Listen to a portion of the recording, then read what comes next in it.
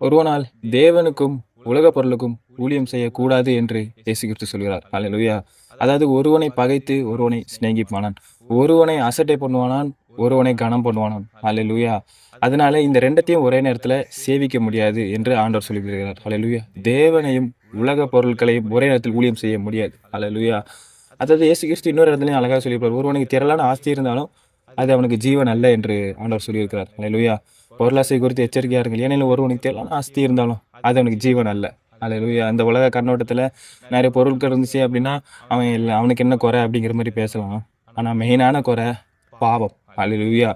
ஒரு மனுஷன் பாவத்தினால தேவனை அடையாமல் இருக்கிறான். அல்லேலூயா. இன்னைக்கு அவன் இயேசுவின் ரத்தத்தினால கழுவப்படுகிறானோ அன்னைக்குதான் தேவனுக்கும் அவன் ஆத்மாக்கும் நடுவில் இருக்கிற பாவம் விலகுகிறது. அல்லேலூயா. அன்னைக்கு தான் அவன் ஆத்மா சரியாகிறது, அந்த நோய் பிடிச்ச ஆத்மா சரியாகிறது. அல்லேலூயா. அன்னைக்கு தான் அவனுக்குள்ள வசனம் பிறக்குது. முதல்ல வசனம் தெரிய ஆரம்பிக்குது. வேத வசனம் தான் உண்மை என்று. அல்லேலூயா. ஆதியிலே வார்த்தை இருந்தது, அந்த வார்த்தை தேவனா இருந்தது, அந்த வார்த்தை தேவனிடத்தில் இருந்தது அப்படின்னு பைபிளை குறித்து சொல்லப்பட்டிருக்கு. வேத வசனத்தை குறித்து சொல்லப்பட்டிருக்கிறது யோவான் 1ஆம் அதிகாரத்துல. அல்லேலூயா.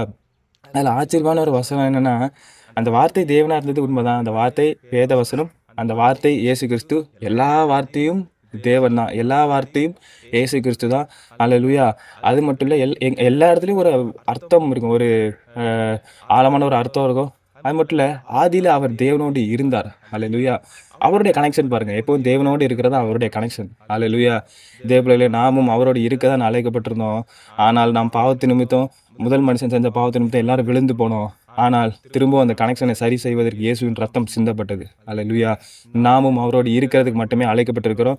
வெளிப்படுத்தல் விசேஷத்துல வாசி பார்த்தீங்கன்னா, நாம் அவர் தாமே நம்மளுடைய தேவனா இருப்பார், நாம் அவருடைய ஜனங்களா இருப்போம், அவருடைய குமாரனும் குமார்த்திகளாக இருப்போம். அல்லேலூயா.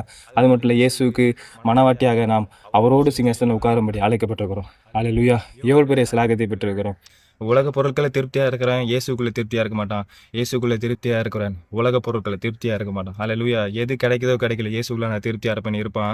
ஆனா உலக பொருட்களை திருப்தியா இருக்கிறேன், இந்த பொருள் கிடைச்சாதான் எனக்கு திருப்தி, இந்த வேலை கிடைச்சாதான் திருப்தி, இது இருந்தாதான் திருப்தின்னு அதுதான் நோக்கி வாழ்வோம். அல்லேலூயா. இன்றைக்கும் எதை பார்த்து நாம திருப்தியா இருக்கிறோம்? உலக பொருட்களை பார்த்தா இல்லை தேவனுக்குள்ள திருப்தியா இருக்கணுமா?